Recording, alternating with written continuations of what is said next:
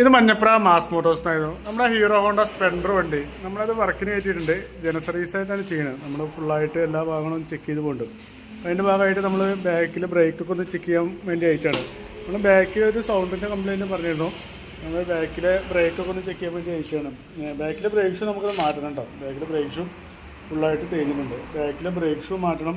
അതുപോലെ ബാക്ക് വീലിൻ്റെ അവിടെ നിന്ന് ഒരു സൗണ്ട് എക്സിലേറ്റർ കൊടുക്കുമ്പോൾ ഒരു സൗണ്ട് വ്യത്യാസം കാണിച്ച് ഈ വീൽ ഡാമ്പർ ഫുള്ളായിട്ട് കംപ്ലയിൻറ്റ് വന്നിരിക്കുകയാണ്. ഫുള്ളായിട്ട് പൊട്ടിപ്പോയിരിക്കുകയാണ്. അതിൻ്റെ ഒരു കംപ്ലയിൻ്റ് ആണെന്ന് ബാക്കിൽ നിന്നുള്ള സൗണ്ട് കാണിച്ചിരുന്നത്. ഇപ്പോൾ നമുക്ക് ഈ വീൽ ഡാമ്പറും മാറ്റണം. അതുപോലെ അതിൻ്റെ സ്പോക്കറിൻ്റെ ബെയറിങ് കംപ്ലയിൻ്റ് ആണ്. സ്പോക്കറിൻ്റെ ബെയറിംഗ് ആണ് അത്യാവശ്യം നല്ല രീതിയിൽ തന്നെ പ്ലേ ഉണ്ട്. അപ്പോൾ എന്നാലാണ് നമുക്ക് ബാക്ക് വീലിൻ്റെ സൗണ്ട് മാറുള്ളൂ കേട്ടോ. പിന്നെ ചെയിൻ സ്പോക്കറ്റൊക്കെ നമുക്കത് അത്യാവശ്യം മാക്സിമം ഉപയോഗിച്ചിട്ടുണ്ട്. ഇത്താമത്തേക്ക് നമുക്കതിൽ ടൈറ്റിയുടെ ഓയിൽ ഇൻക്രീസ് കൊടുത്തിട്ട് റീസെറ്റ് ചെയ്യാം. മെയിനായിട്ട് നമുക്ക് മാറേണ്ടത് അതിൻ്റെ വീൽ ഡാമ്പറും സ്പോക്കറ്റിൻ്റെ ബെയറിങ്ങും പിന്നെ അതുപോലെ ബാക്കിലെ ബ്രേക്സും നമുക്ക് മാറ്റണം. പിന്നെ അതിൻ്റെ വീലിൻ്റെ ഹബിന് ചെറിയൊരു തേയ്മാനമുണ്ട്. ഇപ്പോൾ നമുക്ക് അതിന് വേണ്ടി ഒന്നും ചെയ്യണമെന്നില്ല. അപ്പോൾ ഈ തേയ്മാനം കാണിച്ചു എന്നേ ഉള്ളൂ. കണ്ടോ, ഇവിടെ അത്യാവശ്യം നല്ല രീതിയിൽ തേയ്മാനമുണ്ട്. ഇപ്പോൾ നമുക്ക് എയറൊക്കെ അടിച്ച് ക്ലീൻ ചെയ്ത് അതിൽ പേപ്പറൊക്കെ ഇട്ട് പിടിച്ച് നമുക്കൊന്ന് ക്ലിയറാക്കി എടുക്കാം. ഓക്കെ.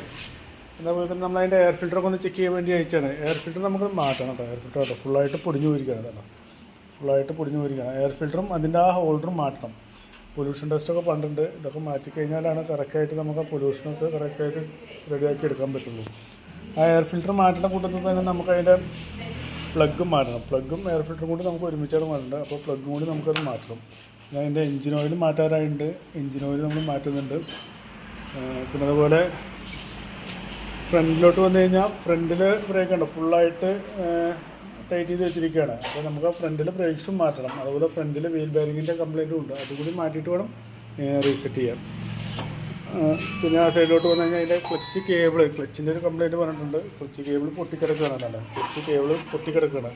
അപ്പോൾ ക്ലച്ച് കേബിൾ കൂടി മാറ്റുന്നുണ്ട് കേട്ടോ. പിന്നെ വേറെ അങ്ങനെ പറയത്തൊക്കെ വേറെ കുഴപ്പമൊന്നും കാണിക്കുന്നില്ല. പിന്നെ പൊല്യൂഷൻ്റെ കംപ്ലയിൻ്റാണ് മെയിനായിട്ട് പറയുന്നത്. അപ്പോൾ ഇത്തരം ഭാഗങ്ങൾ മാറ്റിയിട്ട് കാർബറേറ്റർ ട്യൂണിങ് ചെയ്തിട്ട് നമുക്ക് ആ പൊല്യൂഷനും കൂടി ഒന്ന് എടുത്ത് റീസെറ്റ് ചെയ്യാം. ഓക്കെ. അപ്പോൾ നിലവിൽ വരുന്ന വർക്കിൻ്റെ ഒരു എസ്റ്റിമേറ്റ് പറയാം. അതിൻ്റെ വീൽ ബെയറിങ്, പിന്നെ brake shoe, sprocket bearing, wheel damper, clutch cable, engine oil, ഇതെല്ലാം നോക്കിയിട്ടുള്ളൊരു എസ്റ്റിമേറ്റ് പറയാം. നോക്കിയിട്ടൊന്ന് റിപ്ലൈ ചെയ്താൽ മതി. ഓക്കെ.